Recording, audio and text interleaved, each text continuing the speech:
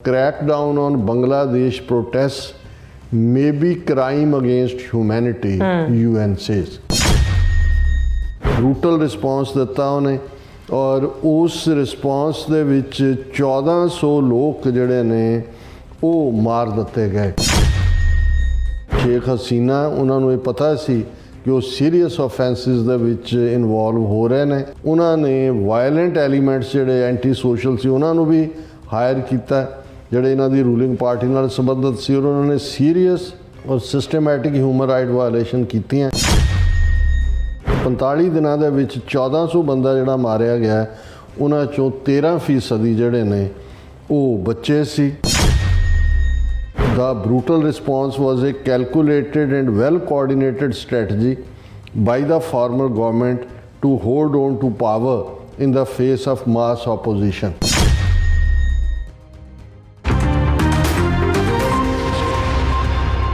Viewers, welcome back to our program. So, we ਗੱਲਬਾਤ ਕਰਨ ਜਾ ਰਹੇ ਹਾਂ ਕਿ ਯੂਨਾਈਟਿਡ ਨੇਸ਼ਨਸ ਦੇ ਹਿਊਮਨ ਰਾਈਟਸ ਵਿੰਗ ਨੇ ਬੰਗਲਾਦੇਸ਼ ਸੰਬੰਧੀ ਆਪਣੀ ਰਿਪੋਰਟ ਵਿੱਚ ਕਿਹਾ ਹੈ ਕਿ ਸ਼ੇਖ ਹਸੀਨਾ ਸਰਕਾਰ ਨੇ ਰੋਜ਼ ਵਿਖਾਵੇ ਕਰਨ ਵਾਲਿਆਂ ਦੇ ਖਿਲਾਫ ਬਹੁਤ ਹਿੰਸਾ ਕੀਤੀ ਹੈ ਜੋ ਕਿ ਮਨੁੱਖਤਾ ਦੇ ਖਿਲਾਫ ਵੱਡਾ ਕ੍ਰਾਈਮ ਹੈ। ਸੋ ਇਸ ਬਾਰੇ ਆਪਾਂ ਗੱਲਬਾਤ ਕਰਨ ਜਾ ਰਹੇ ਹਾਂ। ਸੋ ਅਸੀਂ ਚਾਹਾਂਗੇ ਕਿ ਤੁਸੀਂ ਇਸੇ ਤਰ੍ਹਾਂ ਬਣੇ ਰਹਿਣਾ, ਦੇਖਣ ਸੁਣ ਲਿਆ ਲਿਖਣ ਲਈ ਤੁਹਾਡਾ ਸਭ ਦਾ ਬਹੁਤ ਧੰਨਵਾਦ।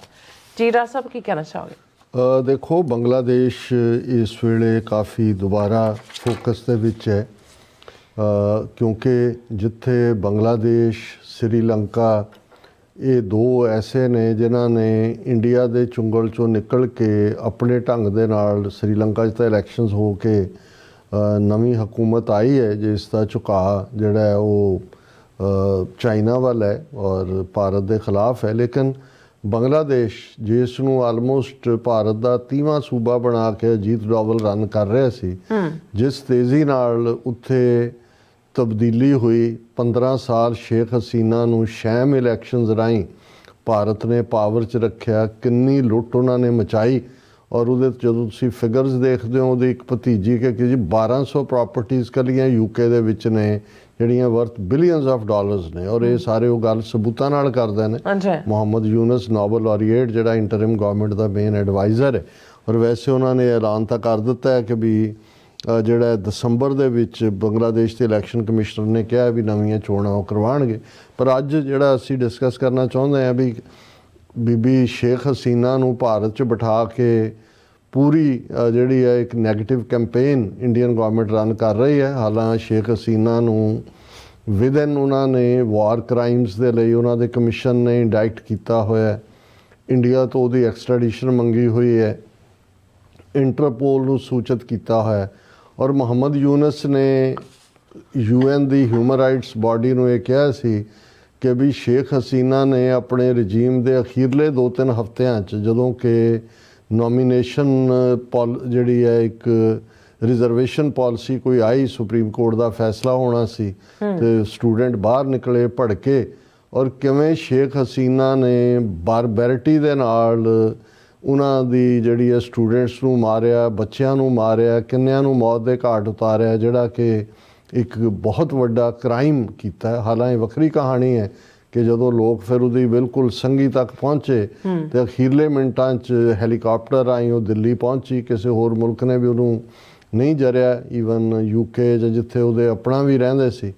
ਔਰ ਫਿਰ ਬੰਗਲਾਦੇਸ਼ ਦੀ ਸਰਕਾਰ ਨੇ UN ਦੀ ਬਾਡੀ ਨੂੰ, ਹਿਊਮਨ ਰਾਈਟਸ ਬਾਡੀ ਨੂੰ ਕਿਹਾ ਕਿ ਵੀ ਤੁਸੀਂ ਜਿਹੜਾ ਕ੍ਰਾਈਮ ਅਖੀਰਲੇ ਦਿਨਾਂ 'ਚ ਹੋਏ ਨੇ ਜਦੋਂ ਕਿ ਪਾਵਰ ਨੂੰ ਕਲਿੰਗ ਕਰਨ ਦੇ ਲਈ ਸ਼ੇਖ ਹਸੀਨਾ ਨੇ ਕਿ ਉਹਨੂੰ ਇਨਵੈਸਟੀਗੇਟ ਕਰੋ ਔਰ ਉਹ ਰਿਪੋਰਟ ਜਿਹੜੀ ਹੈ ਉਹ ਦੇ ਦਿੱਤੀ ਹੈ ਹਿਊਮਨ ਰਾਈਟਸ ਕਮੇਟੀ ਨੇ। BBC ਦੀ ਖਬਰ ਨੂੰ ਹੀ ਮੈਂ ਆਧਾਰ ਬਣਾਇਆ ਡਿਸਕਸ ਕਰਨ ਦਾ ਔਰ ਇਹਦਾ ਹੈਡਲਾਈਨ ਹੀ ਹੈ BBC ਖਬਰ ਦਾ, crackdown on Bangladesh protest may be crime against humanity UN says. So ਜੋ ਇੰਟਰਮ ਗਵਰਨਮੈਂਟ ਕਹਿ ਰਹੀ ਸੀ ਉਹਦੇ 'ਤੇ ਸਟੈਂਪ ਲਾ ਦਿੱਤੀ ਹੈ। ਆਲਰੇਡੀ ਉਹਨਾਂ ਨੇ ਜੈਨੋਸਾਈਡ ਦੇ ਜਿਹੜਾ ਕੇਸ ਉਹ 'ਤੇ ਰਜਿਸਟਰ ਕੀਤਾ ਔਰ ਇਸ ਰਿਪੋਰਟ ਦੇ ਵਿੱਚ ਉਹਨਾਂ ਨੇ ਕਿਹਾ ਕਿ ਸ਼ੇਖ ਹਸੀਨਾ ਔਰ ਉਹਦੀ ਗਵਰਨਮੈਂਟ ਨੇ ਤਾਕਤ ਨੂੰ ਚੰਬੜੇ ਰਹਿਣ ਦੇ ਲਈ ਸਿਸਟੇਮੈਟਿਕ ਡੈਡਲੀ ਵਾਇਲੈਂਸ ਪ੍ਰੋਟੈਸਟਰਸ ਦੇ ਖਿਲਾਫ ਕੀਤੀ ਜਿਹੜੀ ਕ੍ਰਾਈਮਸ ਅਗੇਂਸਟ ਹਿਊਮੈਨਿਟੀ ਹੈ, ਇਨਸਾਨੀਅਤ। ਸੋ ਮਤਲਬ ਹੁਣ ਉਸ ਕੈਟਾਗਰੀ 'ਚ ਆ ਗਏ ਜਿਹਦੇ ਥੱਲੇ ਇਹ ਇੱਕ ਇੰਟਰਨੈਸ਼ਨਲ ਕ੍ਰਾਈਮ ਦੇ ਤੌਰ ਦੇ ਉੱਤੇ ਇਹ UN ਹਿਊਮਨ ਰਾਈਟਸ ਇਨਵੈਸਟੀਗੇਸ਼ਨ ਨੇ ਕਿਹਾ ਕਿ ਵੀ ਬਰੂਟਲ ਰਿਸਪੌਂਸ ਦਿੱਤਾ ਉਹਨੇ ਔਰ ਉਸ ਰਿਸਪੌਂਸ ਦੇ ਵਿੱਚ 1400 ਲੋਕ ਜਿਹੜੇ ਨੇ ਉਹ ਮਾਰ ਦਿੱਤੇ ਗਏ, ਜਿਹੜੇ ਪ੍ਰੋਟੈਸਟਰ ਸੀ ਉਹਦੇ ਰਜੀਮ ਦੇ ਖਿਲਾਫ ਪ੍ਰੋਟੈਸਟ ਕਰ ਰਹੇ ਸੀ। ਔਰ ਇਹਨੂੰ ਆਫੀਸ਼ੀਅਲ ਪਾਲਿਸੀ ਦੇ ਤੌਰ ਦੇ ਉੱਤੇ ਇਹ ਕਿਲਿੰਗਸ ਕੀਤੀਆਂ ਗਈਆਂ ਤਾਂ ਕਿ ਐਂਟੀ ਗਵਰਨਮੈਂਟ ਪ੍ਰੋਟੈਸਟ ਨੂੰ ਦਬਾਇਆ ਜਾਏ। 15 ਸਾਲ ਤੋਂ ਜਿਹੜੀ ਹੈ ਉਹ ਪਾਵਰ ਨੂੰ ਚੰਬੜੀ ਹੋਈ ਸੀ ਔਰ ਜਦੋਂ ਹੀ ਫਿਰ ਲੋਕ ਬਿਲਕੁਲ ਬਾਹਰ ਬਿਲਕੁਲ ਬੇਸਬਰੇ ਹੋ ਗਏ, ਫਿਰ ਉਹ ਹੈਲੀਕਾਪਟਰ ਦੇ ਵਿੱਚ ਉੱਥੋਂ ਦੌੜੀ ਜੀ। ਔਰ UN ਇਨਵੈਸਟੀਗੇਟਰਸ ਦੀ ਫਾਈਂਡਿੰਗਸ ਦੇ ਵਿੱਚ ਇਹ ਕਿਹਾ ਗਿਆ ਕਿ ਗਵਰਨਮੈਂਟ ਜਿਹਦੇ 'ਚ ਸ਼ੇਖ ਹਸੀਨਾ, ਉਹਨਾਂ ਨੂੰ ਇਹ ਪਤਾ ਸੀ ਕਿ ਉਹ ਸੀਰੀਅਸ ਆਫੈਂਸਿਸ ਦੇ ਵਿੱਚ ਇਨਵੋਲਵ ਹੋ ਰਹੇ ਨੇ ਔਰ ਉਹਨਾਂ ਨੇ ਕਿਹਾ ਕਿ ਵੀ ਜਿਹੜੀਆਂ ਸਾਡੀਆਂ ਕੀ ਫਾਈਂਡਿੰਗ ਸੀ ਉਹਨਾਂ ਦੇ ਵਿੱਚ ਰੀਜ਼ਨੇਬਲ ਗਰਾਊਂਡ ਸੀ ਕਿ ਆਫੀਸ਼ੀਅਲ ਜਿਹੜੇ ਨੇ ਉਹਨਾਂ ਦੀ ਗਵਰਨਮੈਂਟ ਦੇ ਸਿਕਿਉਰਿਟੀ ਔਰ ਇੰਟੈਲੀਜੈਂਸ ਐਪਰੇਟਸ, ਉਹਨਾਂ ਨੇ ਵਾਇਲੈਂਟ ਐਲੀਮੈਂਟਸ ਜਿਹੜੇ ਐਂਟੀ ਸੋਸ਼ਲ ਸੀ ਉਹਨਾਂ ਨੂੰ ਵੀ ਹਾਇਰ ਕੀਤਾ, ਜਿਹੜੇ ਇਹਨਾਂ ਦੀ ਰੂਲਿੰਗ ਪਾਰਟੀ ਨਾਲ ਸੰਬੰਧਿਤ ਸੀ, ਔਰ ਉਹਨਾਂ ਨੇ ਸੀਰੀਅਸ ਔਰ ਸਿਸਟਮੈਟਿਕ ਹਿਊਮਨ ਰਾਈਟ ਵਾਇਲੇਸ਼ਨ ਕੀਤੀਆਂ, ਜਿਨ੍ਹਾਂ ਦੇ ਵਿੱਚ ਉਹਨਾਂ ਨੇ ਜਦੋਂ ਚਿਲਡਰਨ ਟੂ ਵਰ ਟਾਰਗੇਟਡ, ਬੱਚਿਆਂ ਨੂੰ ਵੀ ਨਿਸ਼ਾਨਾ ਬਣਾਇਆ ਗਿਆ। ਅੱਛਾ। The report estimates up to 13% of the 1400 people killed between July 1st and August 15 were children। ਯਾਨੀ 45 ਦਿਨਾਂ ਦੇ ਵਿੱਚ 1400 ਬੰਦਾ ਜਿਹੜਾ ਮਾਰਿਆ ਗਿਆ, ਉਹਨਾਂ ਚੋਂ 13% ਜਿਹੜੇ ਨੇ ਉਹ ਬੱਚੇ ਸੀ। The brutal response was a calculated and well coordinated strategy by the former government to hold on to power in the face of mass opposition। ਕਿ ਜਨਤਾ ਵਿਦਰੋਹ ਦੇ ਰਸਤੇ ਤੇ ਸੀ, ਪਰ ਇਹਨਾਂ ਨੇ ਸਿਸਟਮੈਟਿਕ ਢੰਗ ਦੇ ਨਾਲ 1400 ਬੰਦੇ ਜਿਹੜੇ ਨੇ ਜਿਨ੍ਹਾਂ 'ਚ 13% ਬੱਚੇ ਸੀ ਉਹਨਾਂ ਨੂੰ ਮਾਰ ਮੁਕਾਇਆ। ਸੋ ਇਸ ਰਿਪੋਰਟ ਨੂੰ ਮੁਹੰਮਦ ਯੂਨਸ ਨੇ ਵੀ ਵੈਲਕਮ ਕੀਤਾ ਔਰ ਇਸ ਤੋਂ ਅਸੀਂ ਇਹ ਦੇਖ ਸਕਦੇ ਹਾਂ ਕਿ ਅਲਟੀਮੇਟਲੀ ਇਹ ਆਪਣੇ ਆਪ ਨੂੰ, ਆਪਣੇ ਪਿਓ ਨੂੰ ਬੰਗ ਬੰਧੂ, ਕਿੰਨੀਆਂ ਛੁੱਟੀਆਂ ਆਪਣੇ ਟੱਬਰ ਦੇ ਨਾਂ ਦੇ ਉੱਤੇ ਸਰਕਾਰੀ ਬਣਾ ਕੇ ਜਾਇਦਾਦ ਲੁੱਟ ਕੇ ਔਰ ਕਿਸ ਲੈਵਲ ਤੇ, ਔਰ ਉਹਨੂੰ ਹੁਣ ਇੰਡੀਆ 'ਚ ਰੱਖ ਕੇ ਸ਼ੇਖ ਹਸੀਨਾ ਨੂੰ ਅਗੇਨ ਇਸ ਬੰਗਲਾਦੇਸ਼ ਸਰਕਾਰ ਦਾ ਤਖਤਾ ਪਲਟਣ ਦੇ ਲਈ ਇੰਡੀਅਨਸ ਅੱਡੀ ਚੋਟੀ ਦਾ ਜ਼ੋਰ ਲਾ ਰਹੇ ਨੇ ਔਰ ਇਹ ਕਹਿਣ ਦੀ ਕੋਸ਼ਿਸ਼ ਕਰ ਰਹੇ ਨੇ ਜੀ ਉੱਥੇ ਹਿੰਦੂਆਂ ਦੇ ਉੱਤੇ ਹਮਲੇ ਹੋ ਰਹੇ ਨੇ, ਉੱਥੇ ਫਲਾਣਾ ਹੋ ਰਿਹਾ, ਢਿਮਕਾ ਹੋ ਰਿਹਾ।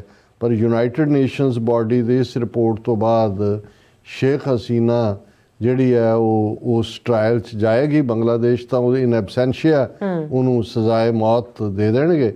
ਪਰ ਅਲਟੀਮੇਟਲੀ ਇਹ ਇੰਟਰਨੈਸ਼ਨਲੀ ਵੀ ਕਿਤੇ ਮੂੰਹ ਦਿਖਾਉਣ ਜੋਗੀ ਨਹੀਂ ਹੋਏਗੀ, ਕਿਉਂਕਿ ਇਸੇ ਨੂੰ ਹੀ ਜੇ ਬੰਗਲਾਦੇਸ਼ ਸਰਕਾਰ ਇਸ ਰਿਪੋਰਟ ਨੂੰ ਆਧਾਰ ਬਣਾ ਕੇ ਇੰਟਰਨੈਸ਼ਨਲ ਕ੍ਰਿਮੀਨਲ ਕੋਰਟ 'ਚ ਜਾਏ ਤਾਂ ਉਹਦੀ ਕਨਵਿਕਸ਼ਨ ਸਰਟਨ ਹੋਏਗੀ। ਜੀ ਡਾਕਟਰ ਸਾਹਿਬ, ਤੁਹਾਡਾ ਬਹੁਤ ਬਹੁਤ ਧੰਨਵਾਦ। ਸੋ ਥੱਲੇ ਬ੍ਰੇਕ ਵਿਊਅਰਸ, ਤੁਸੀਂ ਕਿਤੇ ਨਹੀਂ ਜਾਣਾ, ਮਿਲਦੇ ਹਾਂ ਆਫਟਰ ਦਿਸ ਸ਼ਾਰਟ ਬ੍ਰੇਕ।